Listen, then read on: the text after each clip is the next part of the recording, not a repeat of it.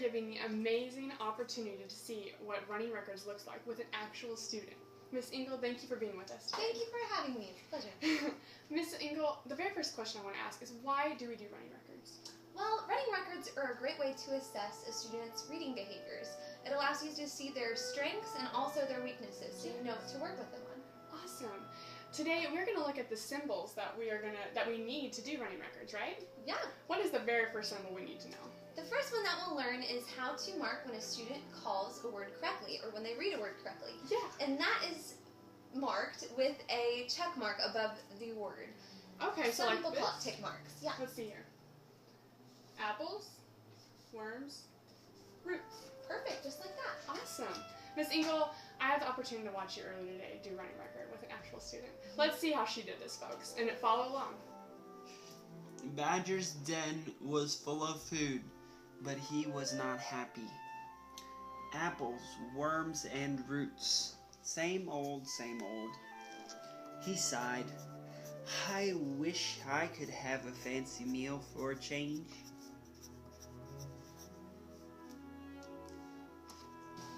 Wow, that was absolutely incredible to see. Oh my goodness. So the next symbol we're going to see is a substitution, right?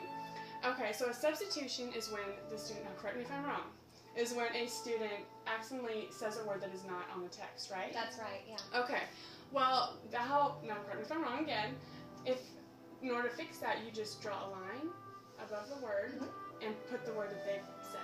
Exactly. And in this case, he read easily for eagerly. Okay, well, let's see how you did that. So Badger crawled out of his den and easily set out to find his fancy meal.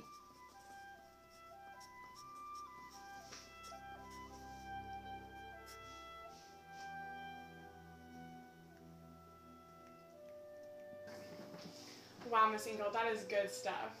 So next we're going to see an omission, right? Right. It seems like our little guy got a little confused. What happened? Yeah, sometimes students get kind of rough.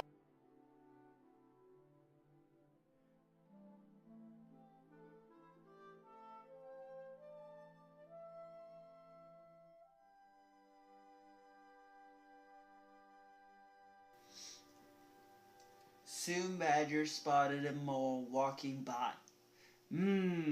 He thought, how about a mole taco with hot spicy? Now that's what I call a fancy meal.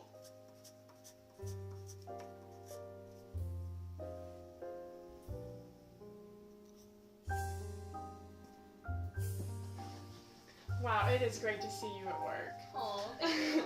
So the next symbol we have is an insertion. And an insertion is when a student adds in a word, right? Yeah. Into the text that they're reading. Okay, so how you would do that is, now correct me if I'm wrong, check, and then a carrot top, right? That's right. All right. And in this instance, the student added cheese in between these two. So, which is a common mistake, you know. Right, yeah. So I would just put cheese right there to show that he added cheese in between the two. Yeah. Does that And then look he got the word burger right, so I would put a check with that too. Oh, but yeah. Perfect. Awesome. Let's see how you did that with the actual student. Okay. Badger was disappointed, but not for long, because soon he spotted a rat walking by.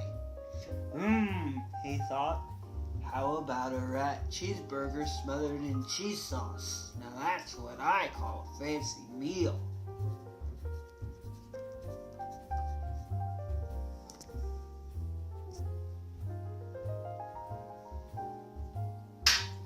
Very creative, but totally wrong. Yeah. So the next symbol we're going to look at is repetition, right? That's right. And it seems like our little guy was repeating a few words. Yeah, but you know, that's okay. That is a strategy that we teach our students if they're having trouble breaking down a word or pronouncing a word that they're trying to read.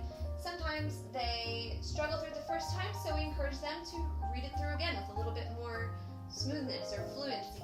And so, how we would mark that is we would simply put a capital R above the word that they've repeated. Okay. And then behind that, the number of times that the student repeats the word. So sometimes they do repeat it 1, 2, 3 times. Okay. So like say they repeated it 7 times, you would put an R and a 7. That's exactly right. I get it. Yeah. So let's see how you did that. Okay. He jumped for the rat, but it was too wiggly. It wiggled,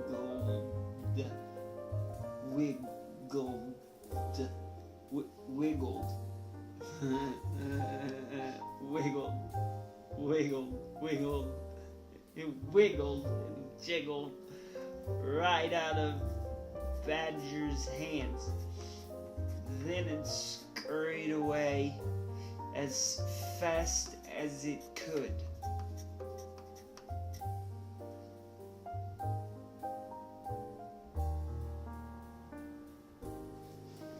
Wow, I love seeing you. Oh, thanks. Oh man. Okay, so our last symbol that we're going to look at is a self-correction.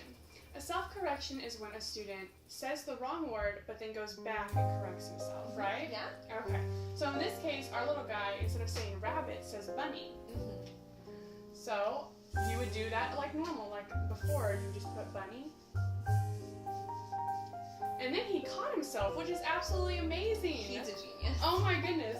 So then you would put, if you said rabbit again, you would just put the self-correct because he fixed it, which is so cool. Yeah, just the word, because it is a substitution, and then SC for self-correct. Perfect. Really easy. Awesome. Let's see how you did that. Okay. Badger was disappointed again, but not for long, because soon he spotted a rabbit walking by.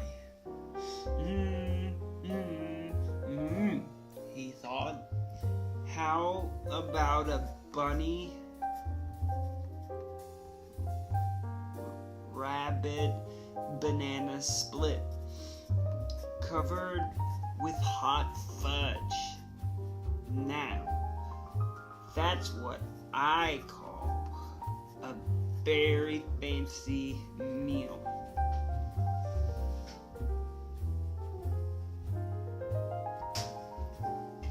Wow, that was a great book, Miss Engel. Oh, I love that book. Oh man. So now we're going to look at analyzing our running record, right? Yeah.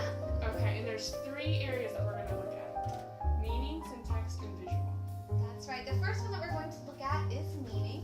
And with our mistake, we want to see if the meaning was violated when the child made the mistake. So, if what they read doesn't make sense in the context of what the author was trying to convey, then meaning was violated. In this case, he said, so Badger crawled out of his den and easily set out to find his fancy meal.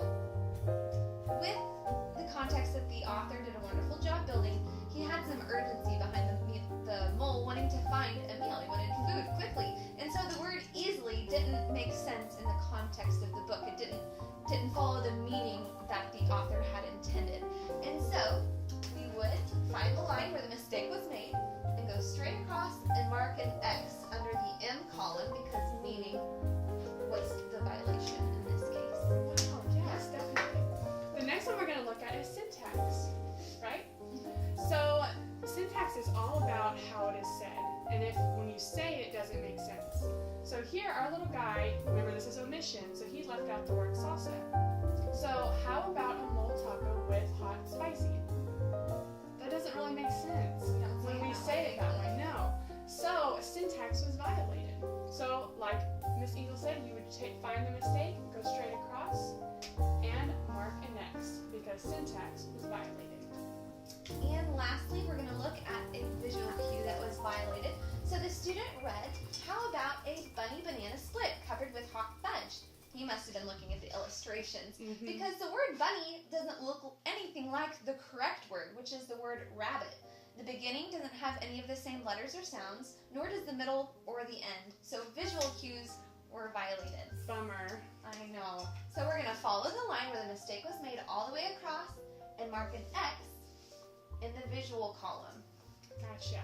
Yeah, and that Wow. is how you analyze and pull out what you can work on with the student from your running record.